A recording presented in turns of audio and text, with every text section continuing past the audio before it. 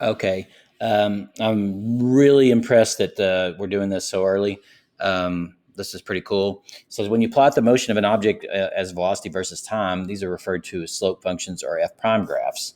All right. So over here, it says in the study of calculus and physics, these graphs represent the rate of change of the original function. Original function. So this black looks like square root. Uh, Not exactly, but it kind of looks like it. And said at the first point at x is 1/2, the slope of here the curve appears to be about 1. Okay, so what you would want to do then on the derivative curve, if this red slope is happening at 1/2 is 1, then you would come over here.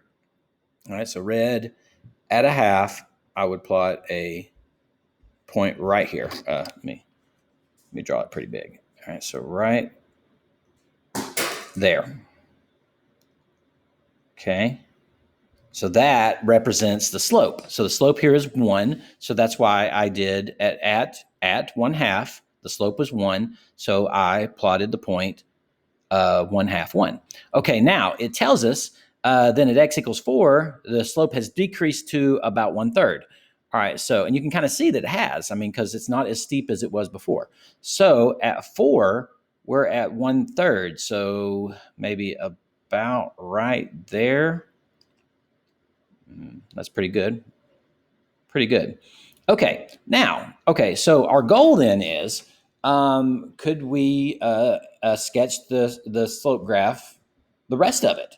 All right, obviously we're going to connect those 2 points, but what would the rest of it look like? Okay, so we kind of need to come over here. All right, as we continue to the right, these tangent lines are not going to be as steep as they are now, right? It appears that this thing is the tangent line slopes are ever decreasing.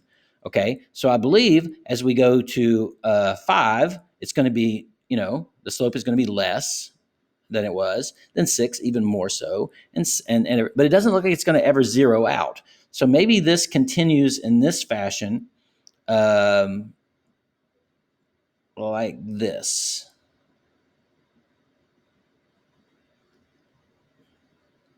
Hey, that doesn't look bad.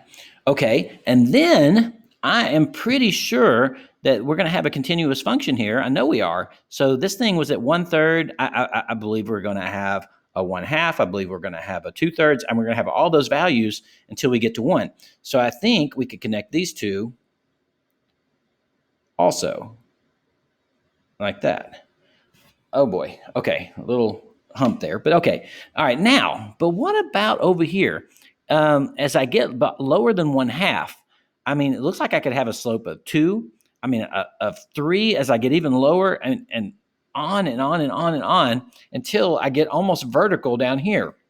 So here's what I believe happens as we go to the left of 1/2. These just go up forever, because at some point it looks like these tangent lines are just going to, this red line, if you move the red dot and you move the red line, that thing would go vertical. And if we're talking about the over here, the y values being the slope values, it seems like they could go up as high as we want them to. Okay, so that doesn't look really smooth, but it's got a feel for what we're trying to do here. Okay, so we're looking at this and determining. Now here's kind of a cool thing. This function was always increasing. That means these y values over here on the derivative are always positive. Keep that in mind for later.